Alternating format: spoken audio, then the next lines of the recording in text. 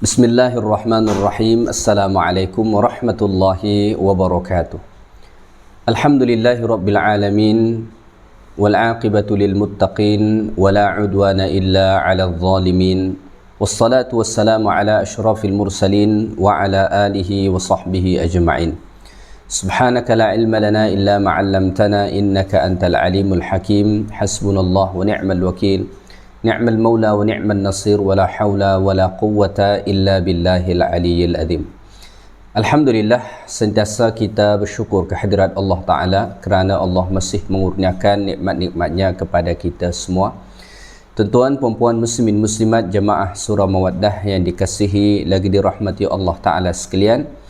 InsyaAllah Ta'ala pada subuh ini kita kembali mengkaji ayat-ayat Allah Subhanahu Wa Ta'ala, yang mana Al-Quran ni diturunkan Allah sebagai petunjuk bagi kita. Oleh kerana itulah Al-Quran ni tidak cukup sekadar kita baca sahaja, tetapi kita perlu memahami ayat-ayat Allah Ta'ala ni, kerana Al-Quran ni diturunkan Allah sebagai petunjuk dalam hidup kita, ya. Baik, pada kuliah yang lepas Alhamdulillah kita telah pun sampai sehinggalah ayat 232 daripada surah Al-Baqarah. So pada subuh ni insya-Allah Ta'ala kita sambung bermula daripada ayat 233 sehinggalah nanti ayat seterusnya insya-Allah Ta'ala. Baik, saya bacakan dulu ayat 233 surah Al-Baqarah. A'udzu billahi minasy syaithanir rajim.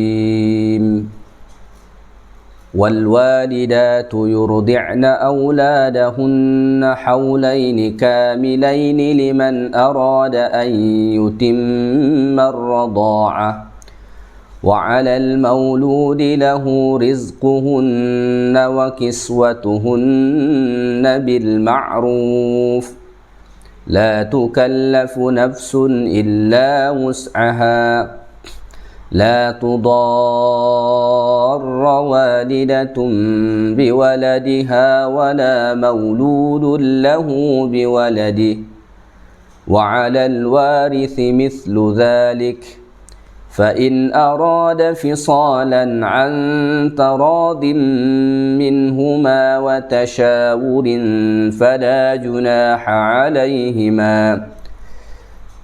وإن أردتم أن تسترضعوا أولادكم فلا جناح عليكم إذا سلمتم ما آتيتم بالمعروف واتقوا الله واعلموا أن الله بما تعملون بصير. Baik, Allah Ta'ala berfirman pada ayat 233 ini berkenaan tentang menyusui, ya. Ayat-ayat sebelum ni Allah Ta'ala menjelaskan berkenaan tentang talak, ya. Di tengah-tengah ayat yang berbicara tentang talak ni, selepasnya pun nanti masih ada berbicara tentang perceraian, ya. Allah Ta'ala datangkan ayat yang berbicara tentang menyusui. Mengapa begitu? Kerana kadang-kadang dalam perceraian berlaku ketika isteri sedang menyusui anak, ya.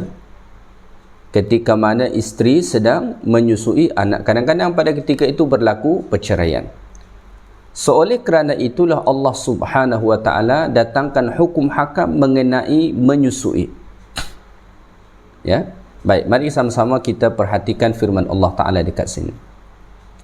Allah Subhanahu Wa Ta'ala berfirman, wal walidatu yurdi'na auladahunna haulaini kamilaini liman arada an yutimma ar-radha'ah.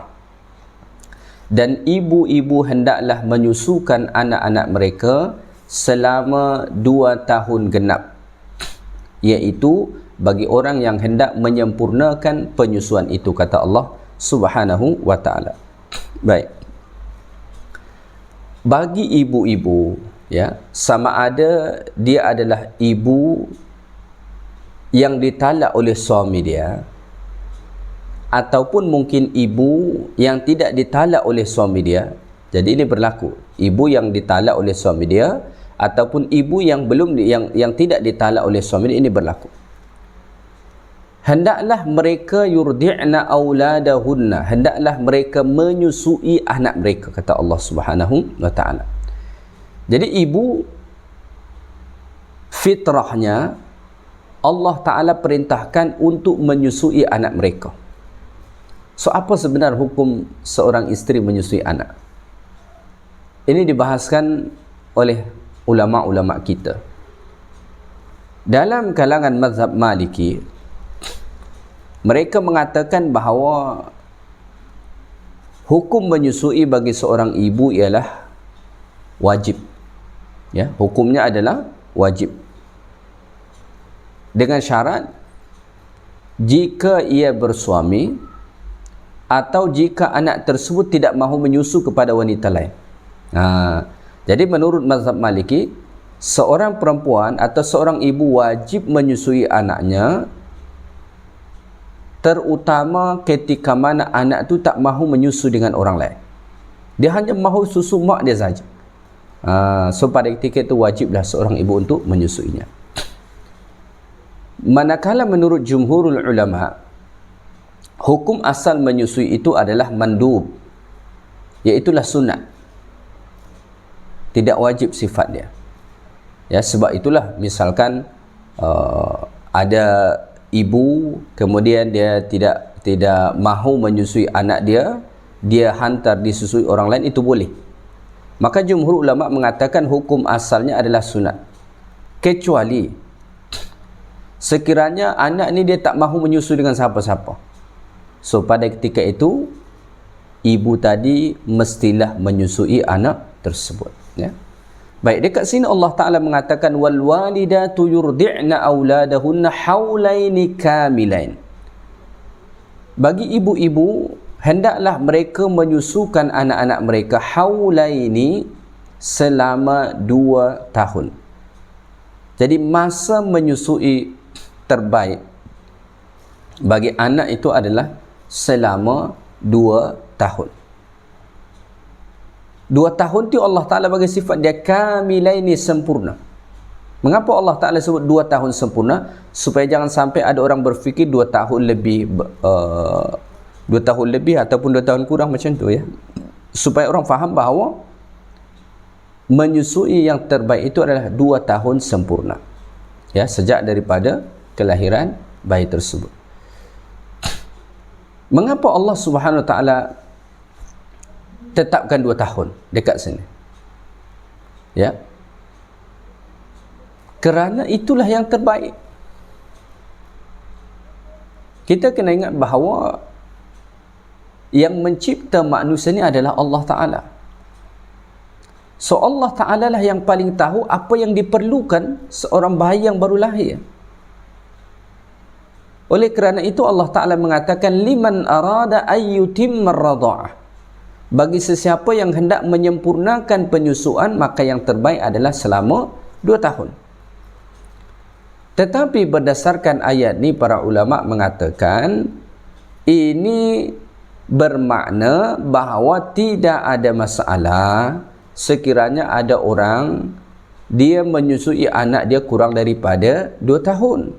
Sebab 2 tahun itu tadi hanya liman arada ayyutimmar radha'ah, bagi orang yang hendak menyempurnakan penyusuan. Jadi kalau dia nak sempurna masa penyusuan anak dia, so masa yang paling sempurna itu adalah selama 2 tahun. Tetapi misalnya dia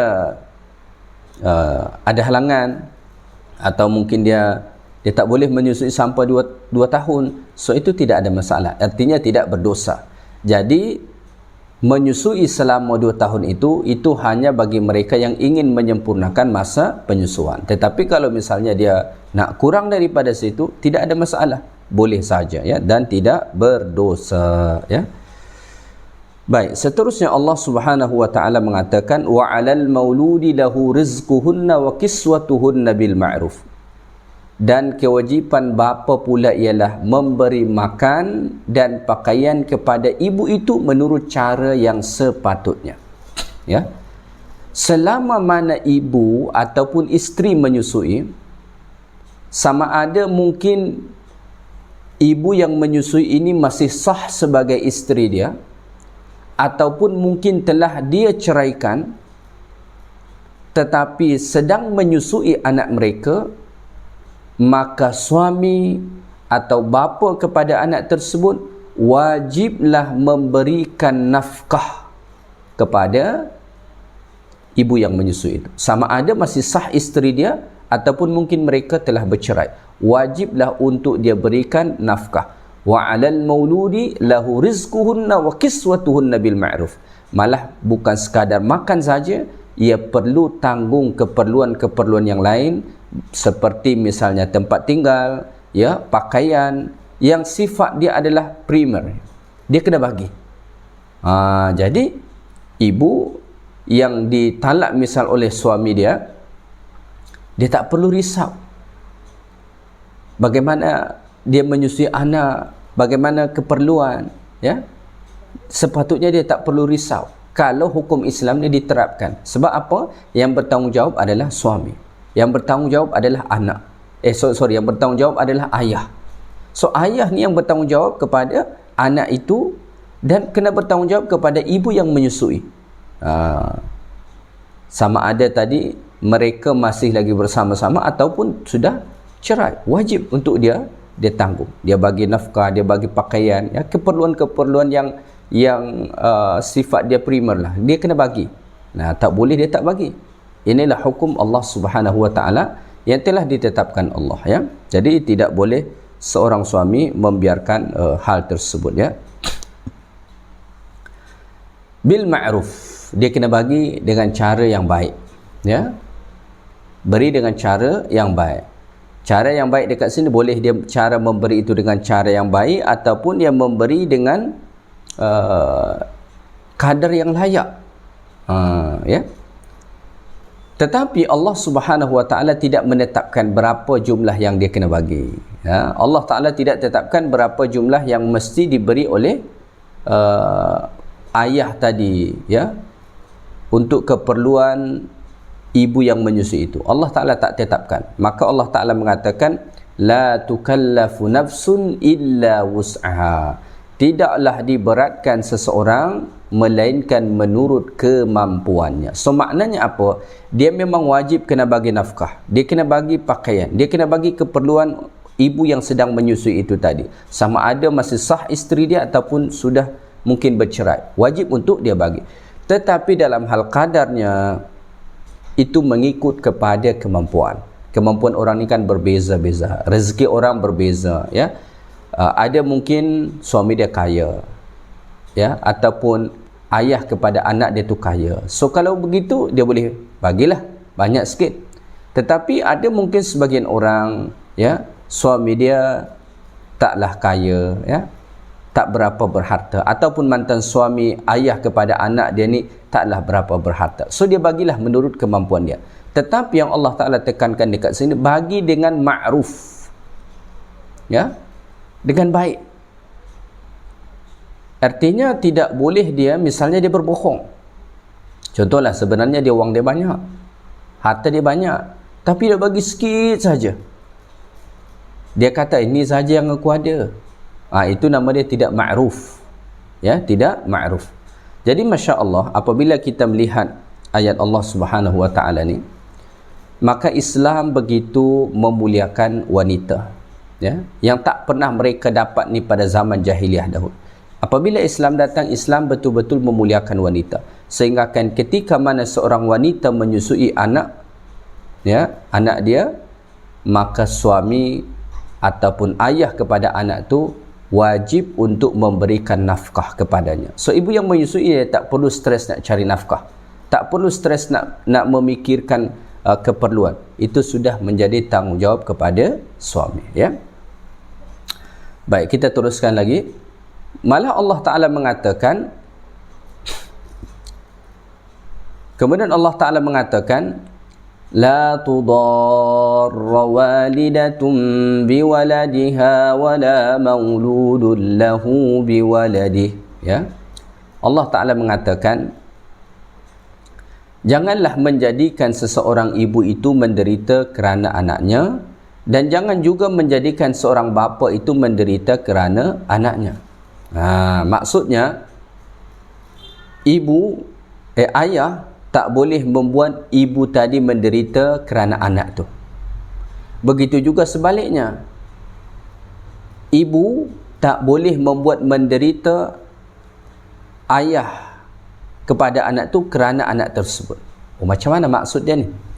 Para ulama tafsir mengatakan begini. Ini terutama dalam konteks apabila sudah bercerai, ya. Apabila sudah bercerai.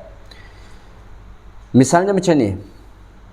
Seorang suami dia tidak boleh mendatangkan kemudaratan kepada ibu anak tersebut. Misalnya bagaimana? Misalnya ibu tersebut dia hendak menyusui anak dia. Bayangkan saja mereka sudah bercerai, ya. Biasa orang kalau dah bercerai tu dia komunikasi tak berapa baik kan, kebencian tu ada, kemarahan ada. Misalnya ibu kepada anak ni hendak menyusui anak dia, tetapi ayah kepada anak ni, katalah itu sebagai mantan suami dia, tak izinkan, tidak mengizinkan. So ini disebut jangan datangkan kemudaratan kepada ibu anak tersebut kerana anak tu, tak boleh. Sebab yang paling berhak untuk menyusui anak tersebut adalah ibu dia sendiri. Yang paling berhak untuk menguruskan anak tersebut adalah ibu dia sendiri. So ayah kepada anak tu, ataupun mungkin kita sebut tadi mantan suami, dia tidak boleh menghalang isteri dia untuk menyusui anak tersebut. Tak boleh. Kerana itu sama halnya ia mendatangkan kemudaratan. Ibu mana yang tidak ingin menyusui anak dia? Ya, ibu mana yang tidak ingin memeluk anak dia? So jangan sampai mendatangkan kemudaratan kepada ibu anak tersebut kerana anak itu. Begitu juga sebaliknya, ibu juga jangan mendatangkan kemudaratan kepada bapa anak tersebut. So macam mana pula dia? Contohnya begini kata para ulama. Misalnya anak ni memerlukan untuk disusui. Tiba-tiba ibu kepada anak ni dia sengaja nak memberatkan bapa anak tersebut.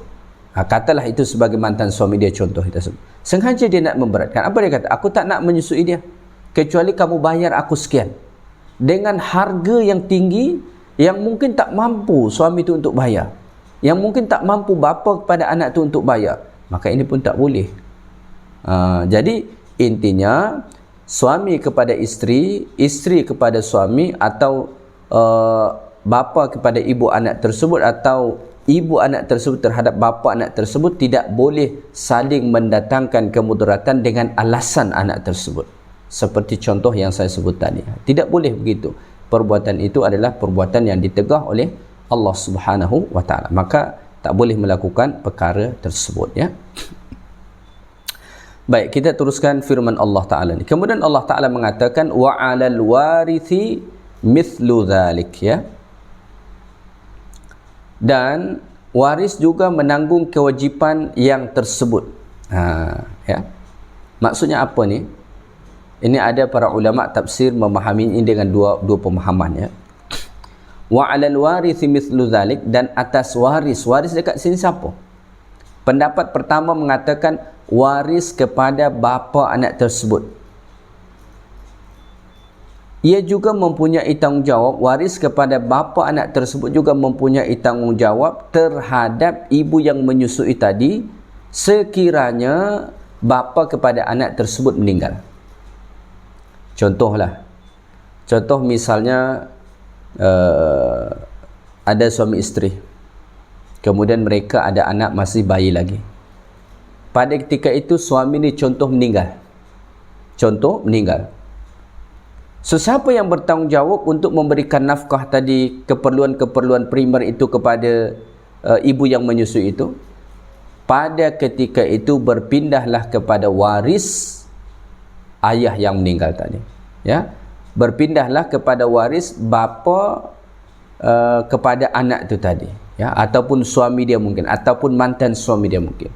Berpindahlah kepada waris itu. Mereka mesti memberikan keperluan dia. Contoh tadi perlu nafkah makan, bagi nafkah makan, pakaian, bagi yang primer, ya.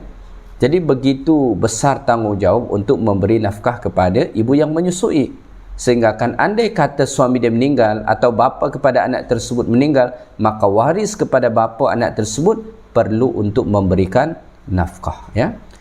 Ada pemahaman yang kedua mengatakan waris dekat sini waris kepada anak tersebut. Andai kata anak tersebut meninggal, ada waris dia, maka itulah yang berkewajipan untuk memberi nafkah. Tetapi Syekh Ali As-Sabuni rahimahullah mengatakan bahawa wal awwalu ikhtiyar, ya.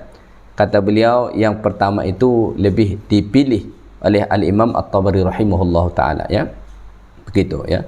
Baik, kita teruskan ayat Allah Subhanahu wa taala ini. Kemudian Allah mengatakan fa in arada fisalan an taradim minhuma wa tashawurin fala junaha alaihima. Kata Allah Subhanahu wa taala, kemudian jika keduanya, maksudnya ni suami isterilah, mahu menghentikan penyusuan itu dengan persetujuan yang telah dicapai oleh mereka sesudah berunding, maka mereka berdua tidaklah salah melakukannya. Tadi pada awal ayat ni dikatakan bahawa menyusui itu yang paling sempurna adalah selama 2 tahun. Andai kata suami isteri mereka hendak menyapih ataupun menghentikan anaknya menyusui sebelum lagi sampai 2 tahun, maka itu tidak berdosa apabila mereka saling redha dan telah pun mengadakan mesyuarat. So ini perlu untuk kita melihat bahawa ternyata dalam bab menyusui ini itu bukan semata-mata keputusan isteri, tetapi di sana ada juga campur tangan daripada suami. Jadi misalnya seorang isteri dia hendak menghentikan anak dia menyusui atau hendak menghentikan dia menyusui anak dia, dia perlu mengadakan mesyuarat dulu antara suami isteri. Antaradim minhuma wa tashawurin. Mesti saling redha dan mengadakan mesyuarat.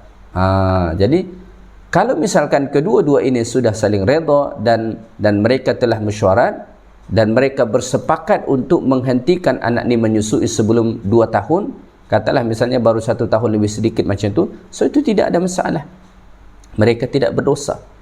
Sebab mungkin ada keadaan-keadaan tertentu yang membuat orang dia tak boleh menyusui sampai selama 2 tahun.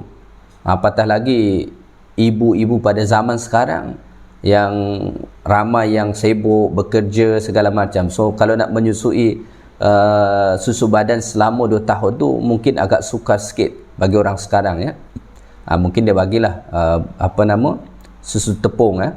So itu tidak ada masalah, tetapi perlu mengadakan mesyuarat kerana yang terbaik itu adalah susu ibu, ya.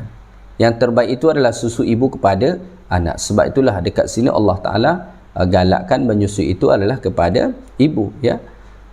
Malah kalau kita melihat tradisi zaman dahulu, menyusui itu tetap kepada manusia, ya. Baik, kita teruskan ayat Allah Subhanahu wa taala ni. Kemudian Allah Taala mengatakan, wa in aradtum an tastardi'u auladakum fala junaha alaikum idza sallamtum ma ataitum bil ma'ruf, ya. Dan jika kamu hendak beri anak-anak kamu menyusui kepada orang lain, maka tidak ada salahnya bagi kamu apabila kamu serahkan upah yang kamu mahu beri itu dengan cara yang patut, ya. Jadi misalnya suami isteri bersepakat tidak diteruskan menyusui anak ni selama 2 tahun. So apa yang hendak mereka buat? Mereka hendak menghantar anak ni untuk disusui wanita lain. Wa in aradtum an tastardi'u. Kalau mereka hendak menyusukan kepada orang lain, maka tidak mengapa, boleh. Dengan syarat idza sallamtum ma ataitum bil ma'ruf, dengan syarat beri upah yang layak kepada menyusui, kepada wanita yang menyusui itu. Jadi seperti mana kita tahu dalam syariat Islam ni, itu ada disebut dengan ummur radha'ah, ya, ibu sesusuan, ya. Jadi boleh misalnya ada suami isteri mereka punya anak, kemudian mereka tak boleh, atau isteri mungkin tak boleh menyusui anak tu, dia boleh upah wanita lain untuk menyusui anak mereka, tidak ada masalah. Dan wanita tersebut disebut ummur radha'ah. Andai kata misalnya ada anak lelaki dahulu dia susui, kemudian ada anak perempuan yang lain dia susui, kemudian besarlah kedua orang ni, mereka ini jadi mahram, tak boleh berkahwin. Mengapa? Seibu susuan. Tak boleh. Jadi boleh begitu. Jadi kalau kita belajar daripada sini, ya, ini syariat yang diajarkan Islam tu, menyusui itu tetap kepada orang. Berbeza dengan kita sekarang. Kita dalam tradisi, dalam budaya kita agak jarang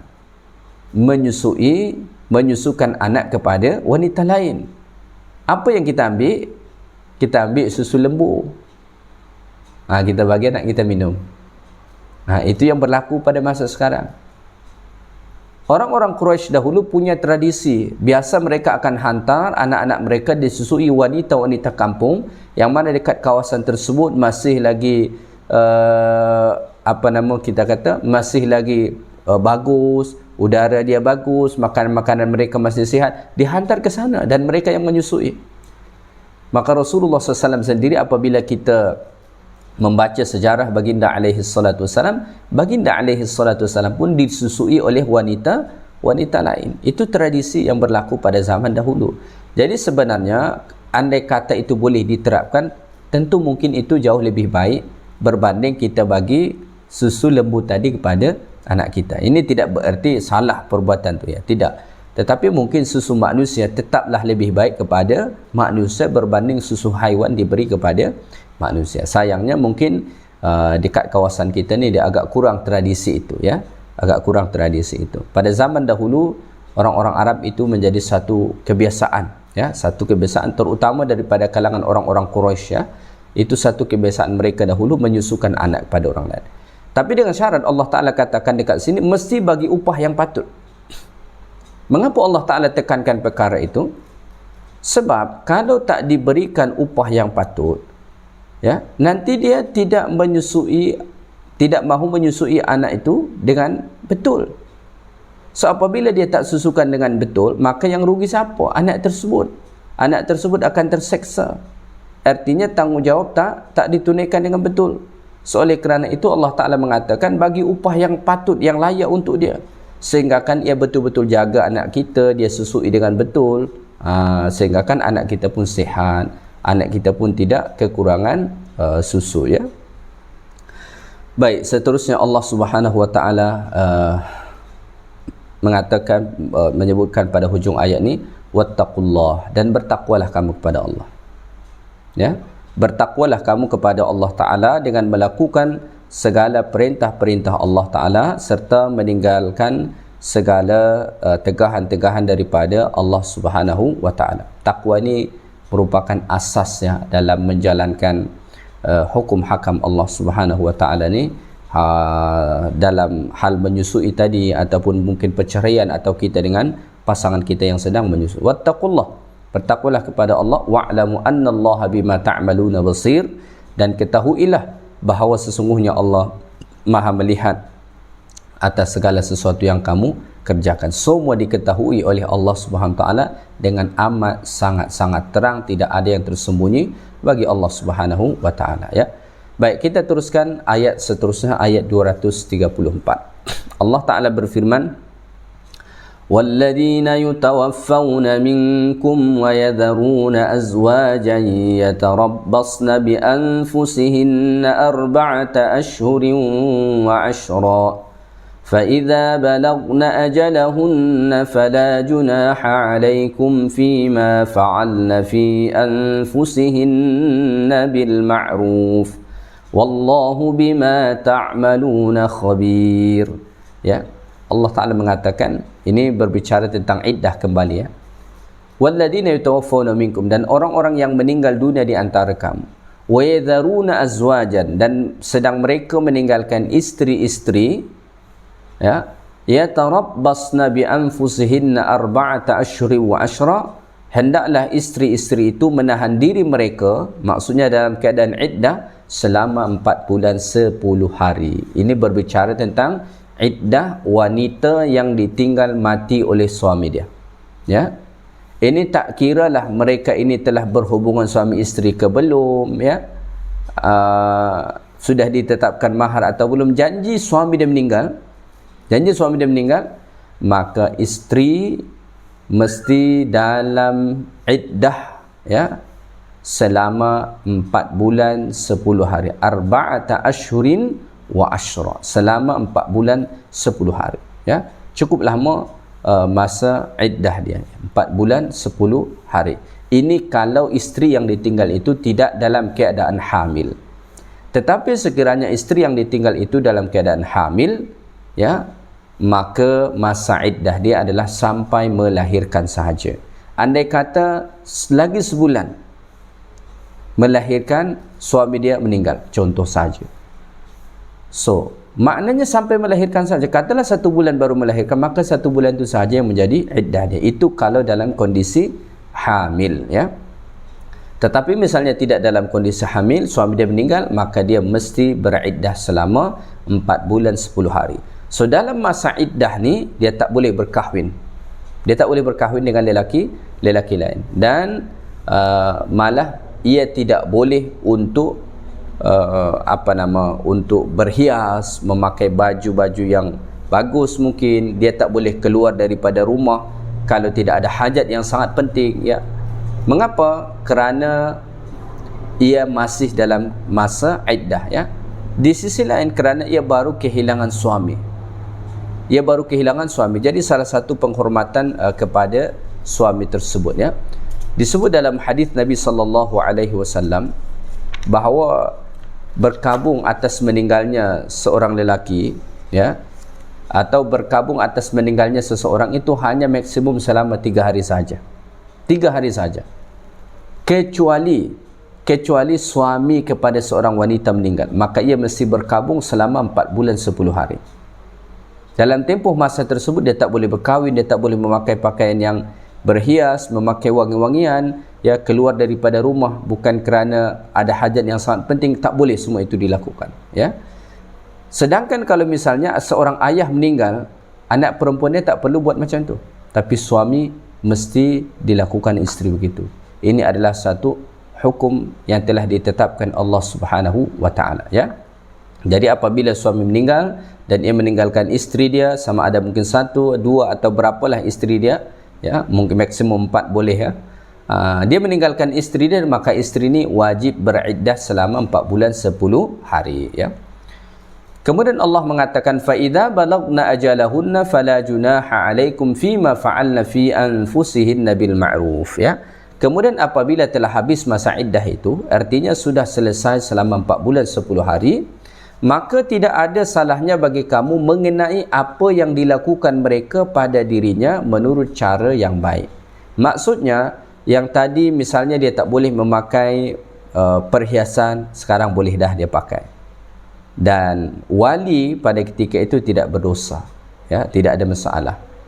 Yang sebelumnya mungkin dia mesti berkurung dekat rumah, sekarang ni dia keluar rumah, so tidak ada masalah. Dia bolehlah berhias, boleh keluar daripada rumah, tak ada masalah, selama mana tidak bercanggah dengan syarak, ya. Selama mana tidak bercanggah dengan syarak, boleh untuk dia lakukan. Boleh dia keluar, boleh dia memakai pakaian yang cantik, mungkin berhias, ya, selama mana tidak bercanggah dengan syarat. Itu saja syarat dia, ya. Kalau bercanggah dengan syarat tentu akan berdosa, ya. Baik, hujung ayat ni Allah mengatakan wallahu bima ta'maluna khabir, dan Allah Ta'ala sentiasa mengetahui dengan mendalam apa jua yang kamu lakukan, ya. Baik, saya nak simpulkan sebelum kita akhiri kuliah ni, saya nak simpulkan ayat 233 sampai ayat 234 tadi, ya. Kesimpulan pertama, ayat 233, masa menyusui terbaik bagi seorang ibu itu untuk anak dia adalah 2 tahun lamanya. Ini Allah Ta'ala sendiri sebut dalam Al-Quran, dan Allah Ta'ala ni adalah Rabb yang mencipta kita semua, sesudah tentulah Allah Ta'ala yang lebih tahu tentang diri kita, ya. 2 tahun. Kesimpulan yang kedua, hukum menyusui bagi seorang ibu menurut jumhur ulama adalah sunat. Tetapi jika anak ni tak mahu menyusu dengan orang lain, atau mungkin dalam konteks sekarang dia tak mahu minum susu yang tepung yang kita beli itu, contoh, dia hanya mahu susu mak dia saja, maka pada ketika itu seorang ibu tu wajiblah menyusui anak dia, ya, bukan sunat lagi hukumnya. Baik, kemudian kesimpulan yang ketiga, menyusui selama 2 tahun itu tidak wajib, hanya kepada mereka yang ingin menyempurnakan masa menyusui. Andai kata kurang daripada itu, so tidak ada masalah, ya, tidak ada masalah. Kesimpulan yang keempat, seorang bapa ataupun ayah ataupun suami, nama dia, wajib memberikan nafkah, makan, pakaian, termasuk juga tempat tinggal kepada ibu yang sedang menyusui anak dia. Wajib dia bagi. Sama ada masih bersama-sama dengan dia ataupun mungkin mereka telah bercerai, dia wajib tanggung keperluan hariannya, ya. Tetapi berkenaan tentang keperluan ini, Allah tidak tetapkan kadar dia berapa, mengikut kemampuan suami. Janji ia bagi secara ma'ruf tadi.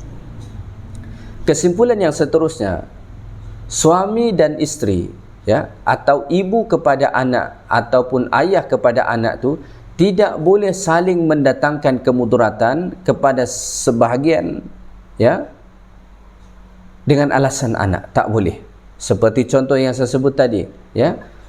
Ibu tak boleh mendatangkan kemudaratan pada suami dia, seperti misalnya dia mengatakan, aku tak mahu menyusui anak kamu kecuali kamu bayar aku sekian, yang memberatkan kepada bapa anak tersebut. So itu tidak boleh. Ataupun mungkin ayah kepada anak tersebut yang mendatangkan kemudaratan kepada ibu anak tersebut. Misalnya dia mengatakan, saya tak izinkan kamu susui dia. Ini tidak boleh, ya, tidak boleh. Baik, seterusnya Allah Ta'ala menjelaskan, andai kata ayah kepada anak ni meninggal, maka waris dialah yang berkewajipan untuk memberi nafkah kepada ibu yang menyusui anak dia tadi. Itu berkewajipan untuk memberinya, ya. Baik, seterusnya, andai kata suami isteri saling redha dan telah bermusyarat untuk menghentikan ataupun menyapih anak mereka daripada menyusui sebelum 2 tahun, maka perbuatan itu tidak ada masalah, ya. Kesimpulan yang seterusnya, boleh menyusukan anak kepada wanita lain dengan syarat memberi upah yang patut kepada wanita tersebut, ya. Baik, kita masuk kepada ayat 234. Kesimpulan pertama melalui ayat 234, masa iddah isteri yang ditinggal mati oleh suami dia adalah selama 4 bulan 10 hari jika ia tidak dalam keadaan hamil. Tetapi kalau ia dalam keadaan hamil, maka masa iddahnya sehingga melahirkan. Andai kata 9 bulan lagi baru melahirkan, maka 9 bulan itulah masa iddah dia, ya. Ataupun misal kurang daripada situ, maka itulah yang menjadi masa iddah dia. Kesimpulan yang seterusnya, andai kata masa iddah 4 bulan 10 hari ini telah selesai, maka isteri tadi ia boleh hidup normal semula. Dia boleh keluar daripada rumah, dia boleh berhias, dia boleh memakai baju yang bagus misalnya, selama mana tidak bercanggah dengan syarak. Kalau dah bercanggah dengan syarak, maka itu tentu perbuatan yang diharamkan oleh Allah Subhanahu wa taala, ya. Tuan-tuan puan-puan muslimin muslimat yang dikasihi lagi dirahmati Allah taala sekalian, mungkin sekadar itu saja kuliah kita pada subuh ni, ya, masih berkenaan tentang hukum hakam yang berkaitan tentang keluarga. Moga-moga apa yang kita bincangkan pada subuh ni bermanfaat untuk kita semua, dapat menambah ilmu dan takwa kita kepada Allah Subhanahu wa taala. Yang baik daripada Allah, segala yang kurang daripada saya. Subhanakallahumma bihamdik, asyhadu an la ilaha illa anta, astaghfiruka wa atubu ilaik. Assalamualaikum warahmatullahi wabarakatuh.